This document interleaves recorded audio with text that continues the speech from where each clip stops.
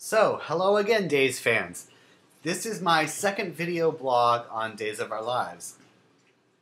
I had planned to do this during the day in another setting since I did it in this setting basically last week.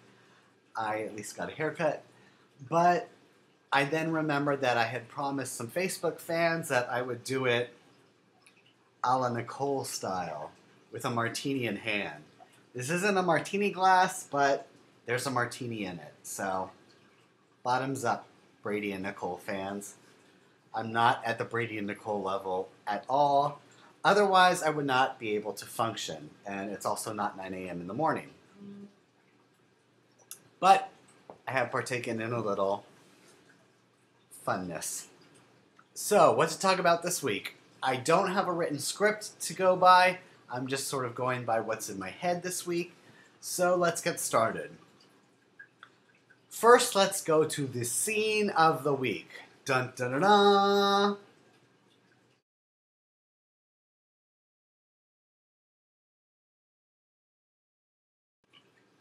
The scene of the week has to be Austin spilling water on his crotch while sleeping on the sofa in Sammy and Rafe's apartment complex, whatever you want to call this place. Really? Okay, first, not only does Austin spill a glass of water on his crotch, then he has to stand up to take his boxers off and peer into Sammy and Rafe's open bedroom door. Creepy and perverted! Really? Oh my god. I was just like, this is kind of gross. And then, to make matters worse, Sammy walks out and goes into a conniption fit. Oh my god, oh my god, oh my god. Like she's never seen Austin's penis. I'm pretty sure it's met her vagina. She used to think Will was his kid, after all. So he's like, oh, I spilled water on my boxers, so I took them off. And of course, Sammy's grabbing them like, oh, Austin, let me go wash your boxers. Oh, it was water. You don't need to wash them. Hang them up, they'll dry. But, you know, then finally Rafe comes out after Sammy or Austin trips and falls onto her naked, basically. And he's like, what the hell is going on here? Finally, the next day, he talks to Sammy and is like, girl, you were in love with this guy once upon a time. I'm not really comfortable with this. Finally, I mean, I pointed this out like last week. All Rafe was talking about was the whole John Black trial. I'm not comfortable having Austin here with the John Black trial, blah, blah, blah, blah, blah. I'd be more uncomfortable with the fact that Austin's penis has met my wife's vagina, and they're now back in the same apartment. I was actually glad that Rafe finally brought that up, like, as an afterthought. Then we go to Rafe getting fired. Well, I was originally going to defend Rafe, but now just saying that, you know, it took him that long to, you know, connect the dots there, that maybe Rafe should have been fired. I don't know, he's not a very bright guy, is he? But, you know, he got fired by Roman because he was leaking evidence to John Black and Carrie. Really? You got Bo and Hope on the force still, and they've done way, way worse. But I guess Rafe's last name isn't Brady, so therefore he's not going to be fired. But I mean, really, I guess Rafe should have, like, beat up some women on the pier and tried to set Sammy on fire. He may still have his job. Who knows? A close second scene of the week? Very close second. What was that close second scene of the week?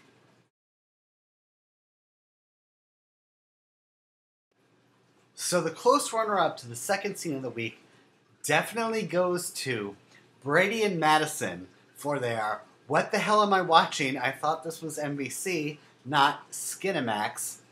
Scene involving rubbing gunk all over basically Brady's nipples. Oh my god! This scene was just like textbook Cinemax, bow chicka wow wow. Really, wow. I was just shocked. I was actually more shocked about Brady's supposed attitude to all this pampering and male cosmetics crap Rather than, the whole getting felt up and your nipples rubbed over scene that lasted far too long. But I actually thought it was hilarious that Brady sat there saying, "Men don't do this. Men only need some shaving cream and some beer, and that's all they need." Really? I mean, Brady, have you looked in the mirror lately? You're the most metrosexual man next to Daniel on this entire show. Your eyebrows are plucked within an inch of your life, and your chest is as smooth as a baby's bottom. I mean, there's no hair on your chest, period, because you don't shave your chest, you laser it off. You are the most metrosexual man on this show. Again, next to Daniel, who, as Jack pointed out, has a tan in the middle of October, which is unnatural. So the whole spiel he went into about men do this, men do that.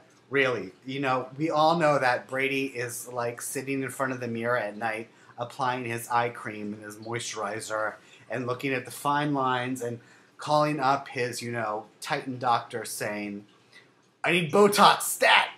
So that was just really ridiculous. The only thing that actually made that entire scene like tolerable was Sammy sitting there going, "Ooh, Brady, let me try this cream on you." Yeah, Sammy's facial expressions were the best part of that entire scene. So, the third storyline I want to talk about this week has to deal with Will and "Don't Call Me Grandma Marlena." Yeah, for this one I really need a drink.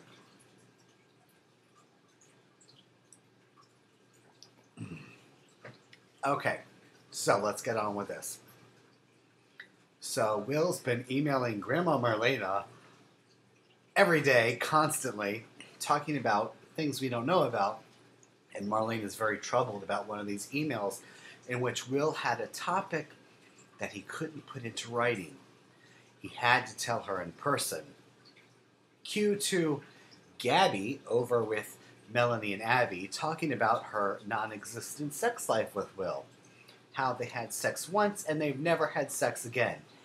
Abby's trying to be all like PC, well maybe, and Melanie's like, "Ooh girl, ooh, stop sign, something bad's going on here, ooh girl." And Abby's like, "Well maybe he's just being," and Gabby's trying to rationalize it, "maybe he's just really in touch with his feelings and blah blah blah. Maybe he doesn't like what you have in your pants, girl." But back to Marlena and Will.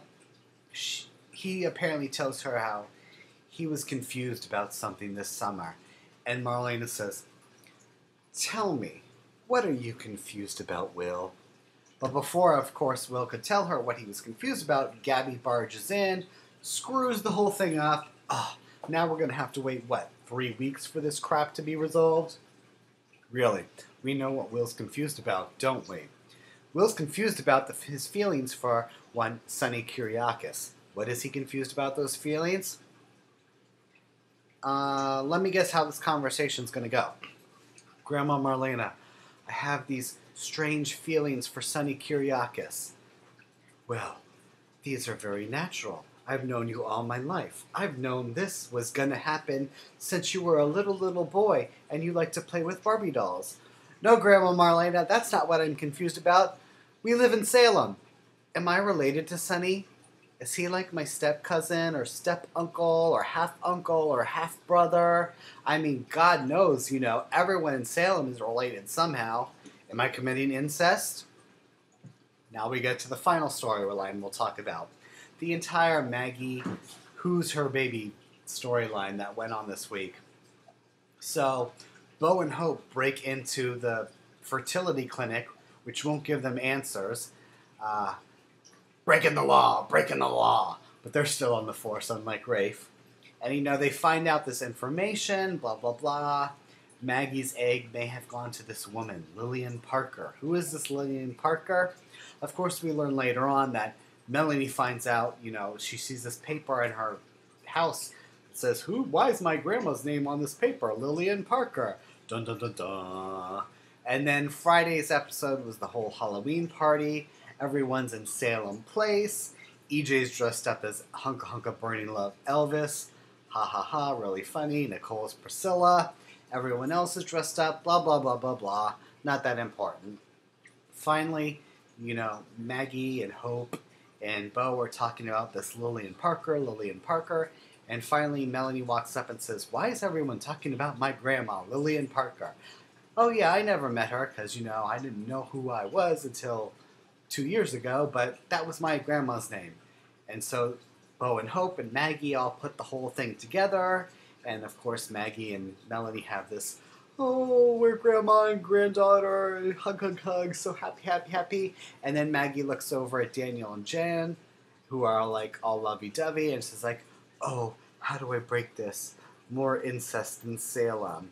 But of course, we all know that Mickey is not going to be the father, so technically the incest is only by marriage, because there's no blood relation between Maggie, Jen, Daniel, and whoever, blah, blah, blah. Victor's going to end up being the father by the magic of soap opera science. So the only incest really that went on was that Melanie slept with her half-uncle and got pregnant with her half-uncle's kid.